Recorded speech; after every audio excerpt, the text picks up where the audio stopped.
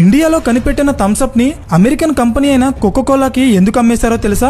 1977 వరకు Coca Cola company Indian cool drink business లో number 1 position లో ఉండేది. కానీ కొన్ని గవర్నమెంట్ రూల్స్ కారణంగా కోకోకోలా కంపెనీ 1977 లో ఇండియా నుండి వెళ్లిపోయింది. ఇదే టైంలో ఇండియాలో ఉన్న పార్లే కంపెనీ థమ్స్అప్ ని తయారు చేసి మార్కెట్ లోకి రిలీజ్ చేసింది. విత్ ఇన్ 2 years లోనే థమ్స్అప్ ఇండియాలో నెంబర్ 1 కంపెనీగా ఎదిగిపోయింది. కానీ 1993లో ఇండియన్ మార్కెట్ లోకి మళ్లీ అడుగుపెట్టిన కోకోకోలా కంపెనీ ఎలా అయినా నెంబర్ 1 అవ్వడానికి ఎన్ని స్ట్రాటజీస్ ఇంప్లిమెంట్ చేసినా థమ్స్అప్ ని మాత్రం ఓడించలేకపోయింది. కానీ ఇక్కడే కోకోకోలాకి ఒక లూప్ హోల్ దొరికింది. అదేంటంటే ఇండియాలో థమ్స్అప్ కంపెనీకి 62 ఫ్యాక్టరీస్ ఉన్నాయి. కానీ వాటిలో 4 ఫ్యాక్టరీస్ మాత్రమే థమ్స్అప్ కంపెనీ సొంత ఫ్యాక్టరీస్. మిగిలిన 58 ఫ్యాక్టరీస్ ని కూడా ఈ కంపెనీ లీజ్ కి తీసుకుని రన్ చేసేది. సో ఇది తెలిసిన వెంటనే కోకోకోలా కంపెనీ ఆ 58 ఫ్యాక్టరీస్ ని కొనేసి థమ్స్అప్ ని డ్రింక్స్ తయారు చేయకుండా చేసేసింది. సో మిగిలిన 4 ఫ్యాక్టరీస్ తో థమ్స్అప్ ఏం చేయలేక ఫైనల్ గా పార్లే కంపెనీ 1993లో థమ్స్అప్ ని కోకోకోలాకి